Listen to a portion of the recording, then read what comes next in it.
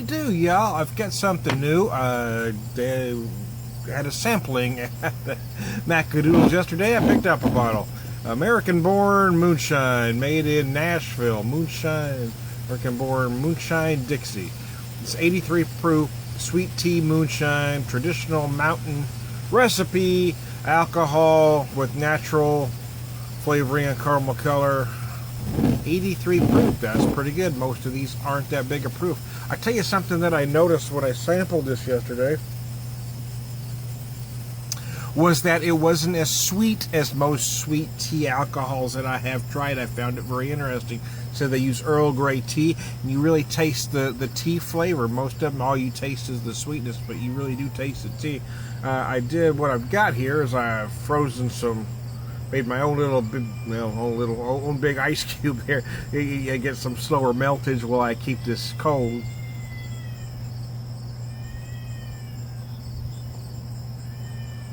It's very interesting. Yes, it is. Little jars, kind of neat. It's in the mason jar that a lot of these products are coming in. What this one does different is that there's this little cork on top that you don't have to take the lid off. You can pour it there, and it makes it easier to pour than pouring from a mason jar. How about that? Very clever. Again, points for creativity. I wish they didn't add the caramel color, but I guess they wanted to make it look like tea. So there you go. It does taste like tea, though. Damn. And it certainly hides that 83 proof pretty well. I mean, don't get me wrong. You can tell some alcohol's in there. But I've had some at smaller proofs that that don't have any less alcohol bite than this one does. What this one doesn't have, and that a lot of those have, is the sugar, the sweetness.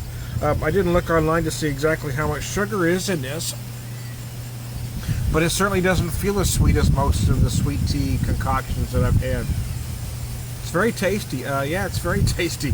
I can see I'm having some of this straight, as you can see. Well, with the ice in there, it's going to dilute it down some.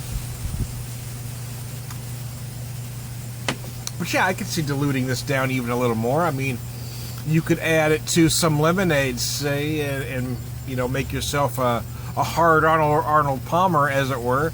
Or, you could dilute it down with some seltzer water, give you a little sparkling iced tea thing going on. Who knows what else you could do with it.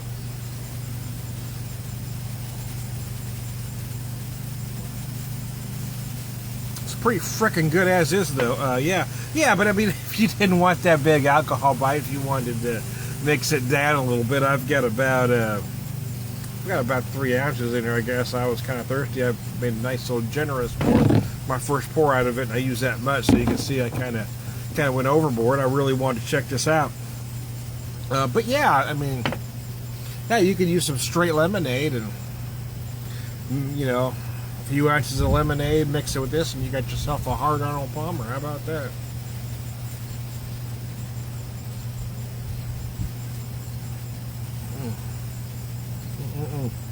They had an apple pie version, which I did not buy. I'm not a fan of those kind of things.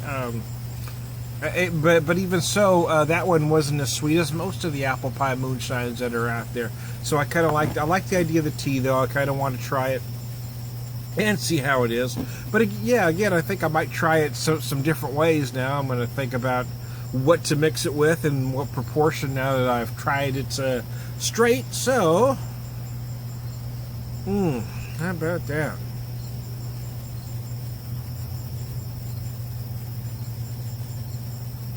Very nice indeedy. So anyways, hey, I'm Tom the Beer Whisperer. I'm having some American-born Moonshine. American-born Moonshine, Dixie. Sweet tea moonshine, traditional mountain recipe. There you go, 83 proof. Man, that's pretty wicked stuff right there. I'm Tom the Beer Whisperer. We'll talk to you later.